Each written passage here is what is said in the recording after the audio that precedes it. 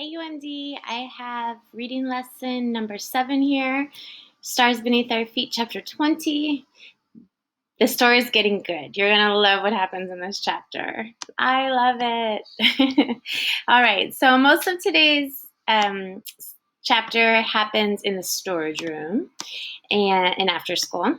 And it's mostly Lolly and Big Rose, but some of the other friends are involved. And at the end, his mom's girlfriend, Yvonne.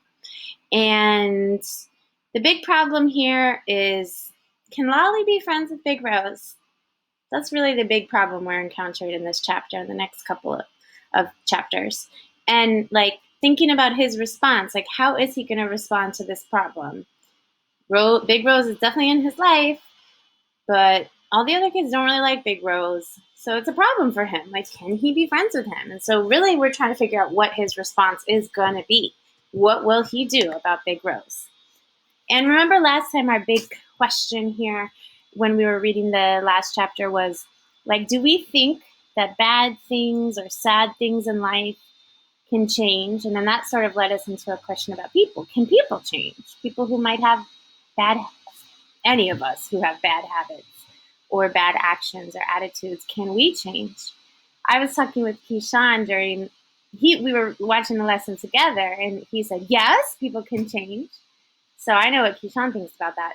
So if you said, yes, people can change, or no, people don't change, continue adding evidence to your ideas today. That's one thing we do as a reader. We get an idea, and then as we keep reading in the next chapters, we add evidence to our idea. You do think people can change, and here's more evidence, or you don't think people can change, and here's more evidence. Or maybe sometimes you switch ideas because you see evidence showing, oh, maybe I was wrong before. There'll be a couple questions today, again, on motivation, character motivation, why characters do what they do, and connections that you make with your own life, connections that you make with other parts of the book. All these 3 things, looking at character change, character motivation, and then connections. Those are 3 of the major things we do when we read a book like this. And before we start reading, there's a word that's going to come up, evolve. You may have heard this in the context of science. But here, evolve just means to change slowly over time. So you're going to hear Lolly talk about how the buildings that they're building with Legos evolve, change slowly over time. All right, here's chapter 20. Fill in the blank as I'm reading aloud.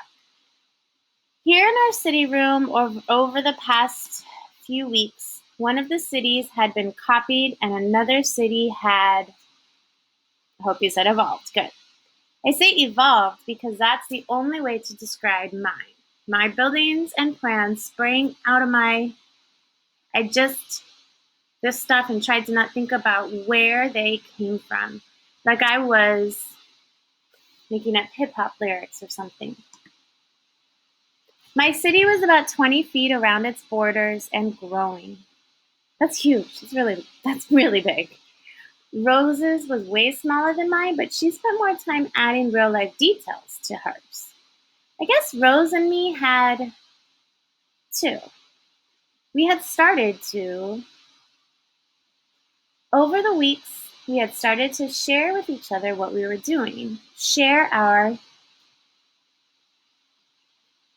would sometimes quit what she was doing and over to watch what I was building. I sometimes did the. Now you notice that I underlined and read some of these parts in these sentences. That's because it's going to help you answer this question. How are Lolly and Big Rose changing? This connects straight to a question from last chapter in last week's lesson. And I'm trying to give you a little bit of a help when you go to answer your question today. When you go to answer how are Lolly and Big Rose changing, I want you to make sure that you use maybe these lines right here in red. When you do see and race to cite evidence, I'm kind of helping you out here to show you where some good evidence is. I hope in your brain right now, or whoever you pause to talk to, you answered this question. How are they changing? Maybe you use this evidence here. You should. Okay, let's keep going. The week after our contest, Mr. Ali and me had gone outside to the St. Nick's. It was a wide, round space surrounded by benches and with trees. The weather wasn't so bad that day, so we ate our snack out there and talked. I tore apart the bread from my cheese sandwich to feed to the black and gray. Good, I hope you said that word, squirrels. Kind of a hard one. Ali asked me a question. So you don't mind it? Her building in the storage room with you? Does it make a... I asked. Everything makes a... He said. Life's all about differences and choices. I'm just glad you two haven't killed each other in there. I grinned at that. It ain't... I still want back. I still want back my space. You know, Rose needs space too. He didn't say nothing for a while. When you deal with her, be patient. Good. Girls like big Rose, just because they don't smile at first, that doesn't mean they aren't friendly. I squinted at Mr. Ali. Be patient and keep trying to connect because it takes her a little longer to pick up on what you're meaning to say. Socially and body language and all that. Understand? I nodded. Emotions can be for somebody like her, he said. One of the grabbed the edge of bread and ran under a bench with it. How you and your emotions getting along, Mr. Ali asked. Those bad thoughts you always talk about? I'm making a connection. This is the same thing I like to do in the mornings at school. Remember how we would do a feelings check? I always think it's super important to be able to talk about how you're feeling at any point. Sounds like Mr. Ali does too. Back to the text. I didn't say nothing. Ali stared up at the tall development surrounding us on all sides. He squinted at the top of one of them like he was remembering. You aren't the only one with bad, young man, Mr. Ali said. Be grateful you got what you got. I didn't know what he was talking about. Up until now, my life hadn't seemed like anything to be grateful for. Who else is he talking about right there, you guys? When he says you're not the only one with bad thoughts, young man, who else do you think he might be talking about? This is like a connection question. Think about the other characters, what you know about them. Who do you think Mr. Ali might be talking about that might also have bad thoughts? I underline that in red because maybe you want to use it when you answer the question in an assignment. I didn't know what he was talking about. Up until now, my life hadn't seemed like anything to be grateful for. Imagine, his brother died. I could understand why he's thinking, what do I have to be grateful for? My brother died. My eyes followed his to the building he was staring at. It was just one of the regular old 13 project buildings that made up St. Nick. They were all just bricks and blocks. Today, watching Rose finish up her Lego model of where she lived, I was still wondering what Ali had meant. Sometimes he didn't make any sense.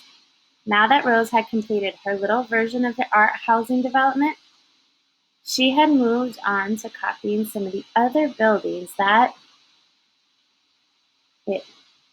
I didn't know how she remembered how all of them looked and how she got them so exact. It was like a touchable map of the neighborhood. Good. She had built miniature versions of the Schomburg Center, Harlem YMCA, and other stuff. So I really want you to picture what she's doing. Envision this in your head. Not only did she make the project buildings where they live, St. Nick houses, but she's starting to make the actual buildings around her. So imagine you made a Lego model of Woodland. All those different buildings and all the little playgrounds and parking lots inside, all little Legos. And then think about what you might add around it. Like there's a couple churches around it. The Anacostia Smithsonian Museum is just down the street. There's that big pool down the street. Imagine you made all that neighborhood around Woodland out of Legos. That's what she's doing. And actually, one reason I like this chapter a lot is because all these places, I know I have so many personal connections. I've told you before that my school was in Harlem where I taught at for 8 years. Right here across from City College, right here. Here's the park where Lolly saw the wolf. And I used to walk through that park to get to school from the subway. Here's St. Nicholas Avenue, which is what the St. Nick's houses are named after. Here's the Apollo. That hasn't really come into the story yet, but we know the Apollo from reading Walter Dean Myers. 125th Street is the street where the Apollo is. You can see that on the map right here. And then she just mentioned the Schomburg Center. It's like a museum. And then, and like a place where they keep like important books and records and stuff. And then the Harlem YMCA is right here. So she builds all these things out of Legos. And the Harlem YMCA is super personal to me because I used to take my students there for swimming lessons. We used to walk from here all the way down there to the Harlem YMCA, even in the winter. Man, they were such tough kids. We would go in the cold, cold winter, and we would change into our bathing suits and go swimming and then walk back. Sometimes we'd walk back and our hair would be kind of frozen from getting wet and then walking in the winter. But man, those kids were tough. It was so fun. Ugh. It's one thing I love reading books like this. It's fun to make those personal connections. Okay, back to the text. This afternoon, Mr. Ali and Miss Jenna brought our after-school group into the storage room so everybody could snoop at our progress. Rose and me had done a lot of repair work after the Great Tower quakes. All right, connection right here. What are the Great Tower quakes? You remember? Yep, good. That's when they fell down. Exactly. That's what he's talking about. So now they're going to bring all the after-school kids in to see. That's cool. I had also asked Ali if I could try out my Maestro game on them. It was something I had, a game you could play by using my Harmony City, like a 3D board game. Our after-school class came shuffling in. They walked around of Harmony. I explained the hero and monster burrows to them all. I also told them the story behind the Moneycrum, and I had made up. Remember, all those names are the things that he's made up to go along with the city. They listened mostly. It was cool. Most of them liked my city the best, I think, but Quintisha and Gerald hung out around Rose's little St. Nick's PJs. That's Rose's buildings. They couldn't believe what she had built. They just kept asking her. She would answer with one or two words, not looking them in the eye. She even managed to smile once, just for half a. Remember, Rose doesn't really smile very much. You did have to be with Rose, and it helped not to asking her too many questions, even if they were like, how you doing, would shut her down. All my after school seemed to love my Maestro game. Maestro was something I had come up with when I started rebuilding my city again. The game was named after the space dude that I had created called Maestro. Ah, okay. He had lightning eyes and was not a hero or monster, but lived on an island off the coast of. Now, real quick here, just make sure, whenever the author introduces something new, it's good to make sure you understand what's going on. What are all these names and things again? It's part of his Maestro game. So these are just things he's made up to go along with his game. Like imagine you created Fortnite and you were explaining to someone how it all worked. That's what he's doing, but with his game. But his game's not a video game. His game happens in the in the Lego buildings. Victoria, the hero borough. That's the island where Maestro comes from. Way before Miss Jen and me had written all these word and math problems down on a deck of index cards. To play, you had to roll and move your big game across the grids I had built all across Harmony. For the game pieces, I used a bunch of old action I had found in the after-school toy. I divided the kids up into either heroes or they all took turns rolling the dice and moving their pieces through the squares in different parts of. Doesn't sound fun. It's like a live video game. And instead of playing just like on a little board, you're actually like playing as a character in the game. So cool. If you landed on a Lego grid that had a trap in it, falling rocks, or you had to pull out one of the index cards and answer that question for points, or the team with the most points, or who reached Maestro Island first, won. But if you reached Maestro Island first, you had a whole new, tougher set of questions to answer before you defeat the. Sunny screeched after she first moved her piece. I had gave her the monster Warsa, the War Witch. In my head, Warsaw had green skin and wore a cool red hood. But for my game, I had picked out an old black Barbie doll, the best I could do. Sunny rolled her dice and landed in a pool of. After doing that, she had 5 minutes to solve a math problem, or her character would die. Ooh, I like how he's incorporating math into the game. She died. I guess that means that she did not solve the math problem right. Poor Warsaw. Miss Jen said maybe I should give the kids 10 minutes to solve the math problem instead of just 5. I told her I'd consider it. These kids needed to learn more. While most of the after school was huddled around the borders of Harmony playing Maestro, I stepped over to Rose, who had leaned against the far wall with her arms folded. They like our cities, I told her. Yes, Rose said. We gotta keep constructing them, I said. She nodded up and down super fast. They like your game, she said. Rose wiped her nose with the back of her hand and watched me grab a book out of my orange. Stop right there. I'm sure you're connecting already to what we asked before. Here's more evidence about how Lolly and Rose are changing. You could use this evidence in your answer later on. Back to the text. I never showed you this before, but we talked about it, I said, handing her the heavy hardback. She took it gently in her hand, staring down at the cover.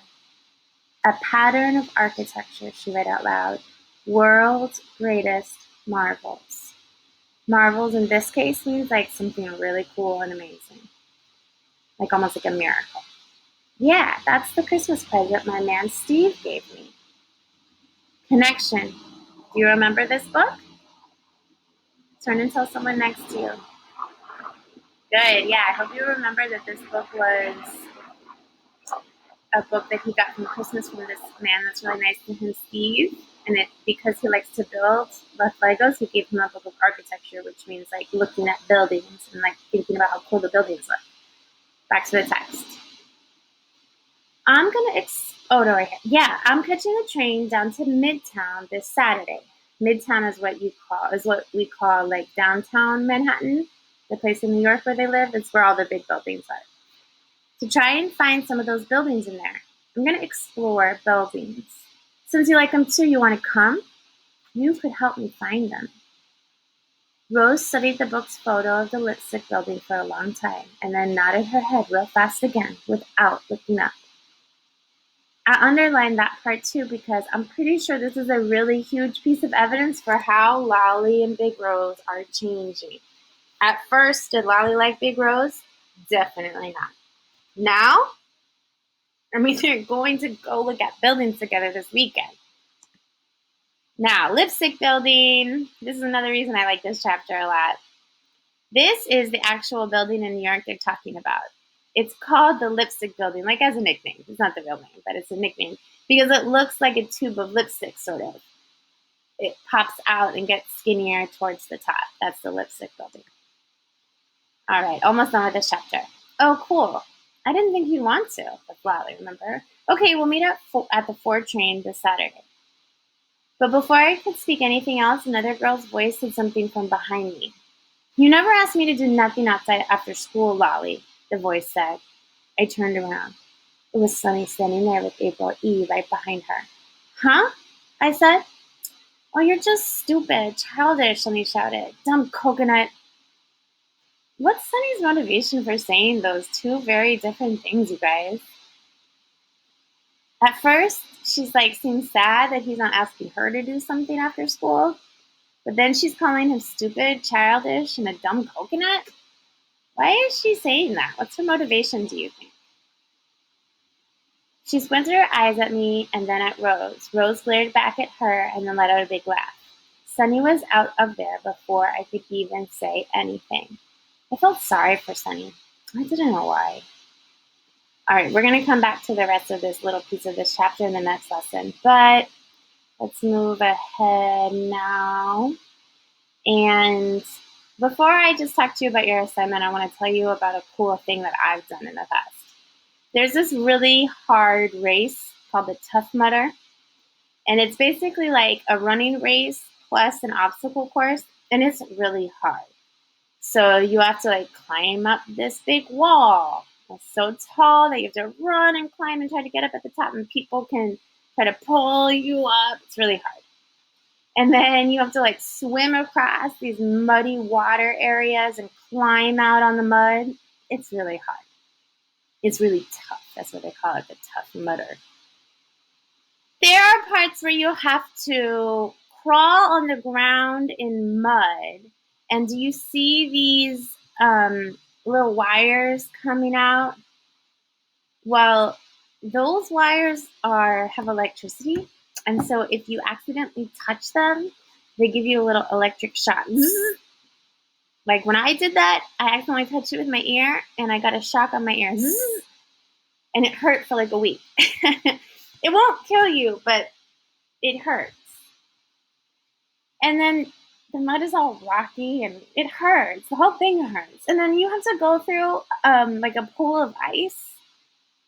This is like water with tons and tons of ice in it. It's so freezing. You have to jump in and then walk through it and then get out the other side. Like this race is so tough. It is so hard. It takes hours to do. Here's like another one of those like muddy things with electricity hanging down. It's so tough. It's so hard. Anyways, I thought of this because in my head, when I'm working with some of you writing your answers to these questions, I imagine you think it is this hard. I hear you guys go, we have to use race. And I know that you don't like writing a lot and you don't love going back to look at the text. But you can do it. I didn't love doing this race, but I could. I just had to push myself a little bit. And the cool thing about race and using race to answer the question is this is a skill that you will use all the way through college and in the rest of your life. You always have to be able to use evidence to back up your ideas, no matter what job you're doing. So I know you think it feels very tough, like the Tough Mudder race. I know you think it seems really hard. But I promise you, once you just get started, you do it way faster than you imagine. And the more you do it, the easier it will become. So when you are going to write your answers today, make sure you use all parts of race. And if your brain tells you, I don't like race, it's too hard, I don't want to write 3 sentences, I don't want to go back and look at the text, please remember that I gave you some little hints with those red underlines. Go back and look for those red underlines to help you find evidence. That's a little help I gave you this time. And if you made it to the end of this lesson, good for you, because you get a little extra info. I'm adding another contest for these last 2 official weeks of school. Anybody who gets 5 points on all of their race questions in this assignment, 5 full points, which means you have 3 complete sentences at least, capitals, punctuation, you use the text as evidence, Cash App prize for you. Let's see if you can do it. I know you can. Let's see if you will do it. Remember, you all can do hard things. You do hard things all the time in real life. You can do hard things here, and the more you do it, the easier it will become, and it won't be so hard anymore. If I could crawl on the ground with mud, getting electric shocks, and crawl in a big old pool of ice and stuff, you can type 3 sentences. I know you can. Okay, everybody, I love you, and I can't wait to read your answers, and I hope that you make me lose a lot of money from my bank account today because so many people use race. Let's see who does. Bye!